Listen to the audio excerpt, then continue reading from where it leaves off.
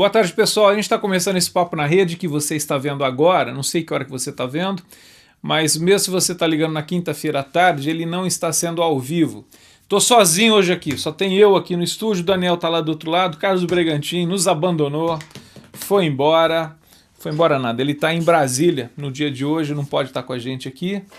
E a gente está fazendo esse papo aqui dessa tarde gravado, está até lembrando aqueles que a gente fazia no passado, em que estava eu sozinho aqui, melancólico, não tinha ninguém, mas estamos juntos. Na realidade, pessoal, queria essa tarde aproveitar esse tempo que a gente tem aqui e de qualquer maneira deixar um programa feito na quinta-feira, se você quiser assistir, se você quiser divulgar, a intenção é trazer para você uma reflexão.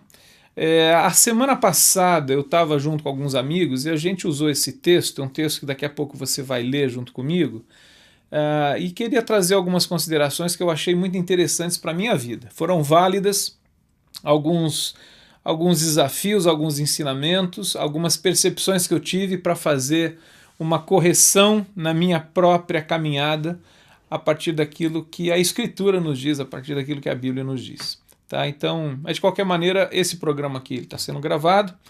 Queria aproveitar para dizer que a gente está fazendo já mais de 115 programas, se eu não me engano, e todos eles estão disponíveis no site, você pode ver. Na quarta-feira tem um programa do João Alexandre, que é quinzenal, hora é semanal, mas tem uma série de conteúdos muito bons. A conversa que o João tem tido aí com alguns camaradas, então fica à vontade. E você pode mandar seu e-mail a qualquer hora, não é só no momento em que os programas estão sendo feitos.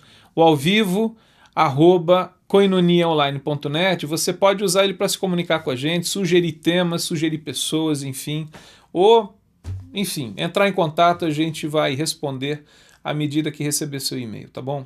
Queria ler com você uma passagem que está na primeira carta de Pedro, no capítulo 4, do versículo 7 ao 12, ele diz assim, olha que coisa, pessoal. O fim de todas as coisas está próximo.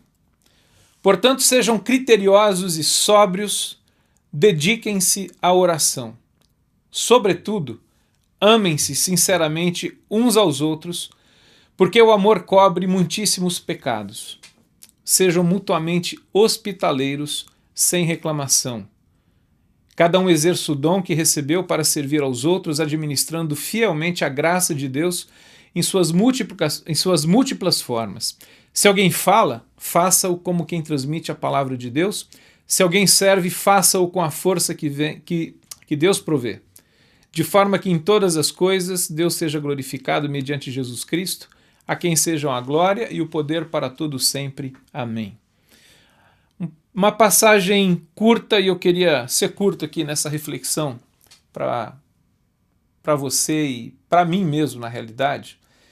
E é interessante como que esse texto de Pedro, ele resume talvez aquilo que seja o básico, a essência da vida cristã, assim como tantos outros textos da Escritura fazem isso. Mas Pedro ele faz uma recomendação aí sobre a sobriedade, sobre o cuidado que se deve ter, a moderação no tempo que a gente vive de hoje, considerando que esse mundo que a gente vive, apesar de tão caótico, há esse convite a sermos moderados, a sermos sóbrios, criteriosos, dediquem-se à oração. Tem uma tradução que diz assim, a bem das vossas orações. Eu tenho pensado, na realidade, em 3 passagens que considero que nos ensinam que a gente tem, primeiro, uma dificuldade de orar, e a segunda é que a nossa dificuldade de orar, em parte, se dá pelo fato de que a gente não sabe como orar. A primeira é quando os discípulos de Jesus chegam para ele e perguntam assim, fazem um pedido na realidade, Mestre, ensina-nos a orar, e a partir desse pedido surge o Pai Nosso. A segunda fala é de Tiago, que diz que nós oramos e nós não oramos na realidade, quando oramos nós oramos ou pedimos mal, pedimos para os nossos próprios prazeres. E o apóstolo Paulo fala em dado momento o seguinte, porque nós não sabemos como orar, mas o Espírito Santo que habita em nós ora em nossos corações com gemidos inexprimíveis. 3 vezes essa sensação clara que o texto nos deixa que nós não sabemos orar. E acho que Pedro está falando aqui sobre critério e sobriedade no sentido da nossa oração. Uma reflexão sobre o quanto que as nossas orações às vezes se perdem por conta dos nossos delírios, dos nossos sonhos, das nossas coisas às vezes tão absurdas. Mas aí Pedro introduz esse primeiro tema que eu entendo que é imprescindível para a caminhada de um discípulo de Jesus, que é a oração. A oração que acontece nesse contexto de caos do mundo, mas que Pedro faz um convite para pensarmos com sobriedade e com critério sobre aquilo que oramos, sobre aquilo que vivemos, qual é o conteúdo, qual é o jeito, o coração da nossa oração. Primeira coisa é a oração que Pedro está dizendo aí, eu penso que ela é necessária para a nossa caminhada com Jesus. Depois Pedro ele continua e fala o seguinte: sobretudo amem-se sinceramente uns aos outros. E ele fala uma coisa, pessoal, que eu acho que talvez é uma das mais lindas que a Bíblia coloca diante de nós, porque o amor cobre muitíssimos pecados.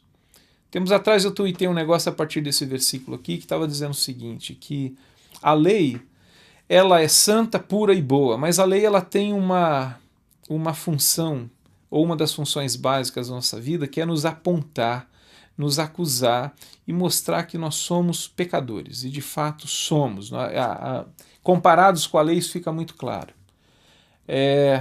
A lei ela nos desnuda, ela nos deixa envergonhados. E Pedro está dizendo aqui que o amor cobre uma multidão de pecados. Como é que nós temos considerado essa questão, a prática do amor, de modo que os erros, de modo que os pecados, de modo que as pisadas de bola que as pessoas dão na vida sejam cobertas pelo nosso amor, no sentido de acolhidas, de protegidas, de preservadas, né? Pedro está colocando isso daqui, me parece que mostra também, entre outras coisas, que o amor ele não exige perfeição. A exigência da perfeição, a exigência de que nada dê errado, é alguma coisa que nós impomos. E quando Deus impõe através da lei, Paulo vai dizer, numa das suas cartas, que é para mostrar e deixar bem claro que a gente não tem condições e que Deus trata conosco através do amor. Deus se relaciona conosco numa relação e num ambiente de amor. E aí então Pedro está dizendo assim, amem-se sinceramente uns aos outros, porque o amor cobre uma multidão de pecados. Maneira como que a gente se relaciona, a melhor maneira de se relacionar é nesse contexto de amor, de reciprocidade, de afeto, de compaixão, de misericórdia e graça. Penso que Pedro escreve isso porque ele é um camarada que experimenta muito claramente essa cobertura, esse envolvimento que o amor de Deus provê para a sua vergonha, para o seu pecado, para as suas falhas e tudo mais. É um camarada que experimenta isso. E depois disso, então, fala de oração, depois ele fala desse amor que cobre os pecados, e aí ele vai falar uma coisa interessante, sejam mutuamente hospitaleiros. Praticar a hospitalidade. Penso que tem dois aspectos da hospitalidade que eu queria compartilhar com você. A primeira é a da nossa casa mesmo. Da nossa casa ser um lugar de acolhimento, um lugar de proteção, um lugar de seguro, ou um lugar seguro para as pessoas. Né? Esse é o sentido da hospitalidade. O outro é que a nossa vida ela seja hospitaleira, que a nossa vida seja, que as nossas relações, que o nosso jeito de viver seja acolhedor. Acho interessante que muitas igrejas têm aquilo que é chamado de ministério de visitação. Eu penso que quando a gente lê esse texto, talvez Pedro está nos convidando a começarmos um ministério de convidação, né, em que a gente convida as pessoas, nós nos abrimos, nós nos vulnerabilizamos para acolher o outro. Hospitalidade na vida e hospitalidade na casa, hospitalidade na comunidade, hospitalidade nos grupos pequenos onde a gente se reúne, enfim, esse sentido de acolhimento. E Pedro está dizendo isso para os discípulos de Jesus. Sejam hospitaleiros. Nosso Pai Celestial é assim, Ele nos acolhe à sua mesa, Ele nos acolhe à sua casa de forma tão graciosa e misericordiosa. Então Pedro fala da oração, fala do amor e fala dessa hospitalidade. E depois ele vai falar do serviço quando diz cada um exerça o dom que recebeu de Deus, a graça, Essa palavra dom tem esse sentido do carisma, que tem a mesma raiz da palavra graça. O Senhor tem nos abençoado com o dom maior, que é o Espírito Santo que habita em nós, mas Pedro está dizendo assim, exerçam o dom de vocês. Em outras palavras, usem aquilo que Deus deu a vocês, as capacidades, os dons, os talentos, os recursos, enfim, toda a boa dádiva que Deus deu a vocês, use em benefício não somente seu, mas em benefício também do outro, em benefício da comunidade, do bem comum. Enfim, essa é uma jornada que Pedro está nos chamando a atenção.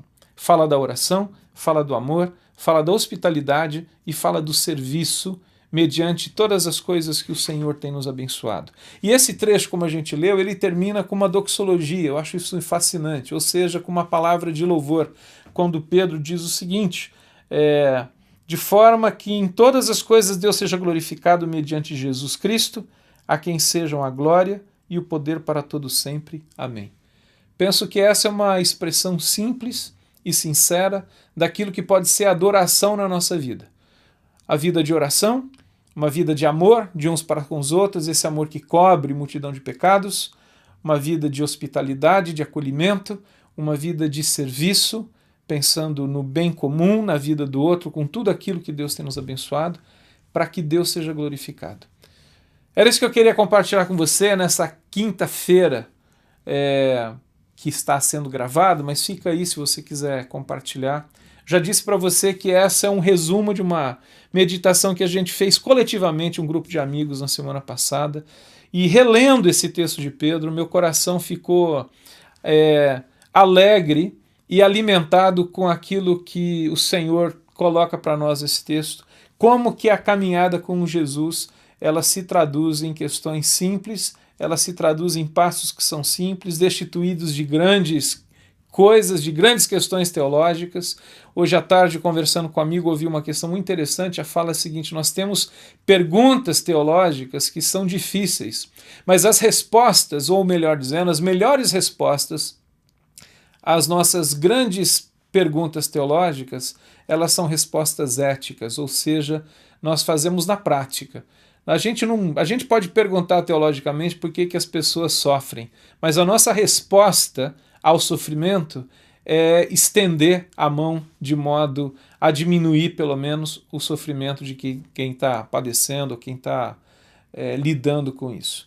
Então essa é uma reflexão a partir desse texto, e volto a dizer como que é interessante, a gente fez isso coletivamente, eu estou trazendo muito rapidamente algo para você aí ouvir, nessa semana em que a gente não está tendo o Papo na Rede ao vivo. Semana que vem, se Deus permitir, a gente volta com ele ao vivo, Carlos Bregantin aqui, talvez com mais alguma outra pessoa. Não, já tem sim.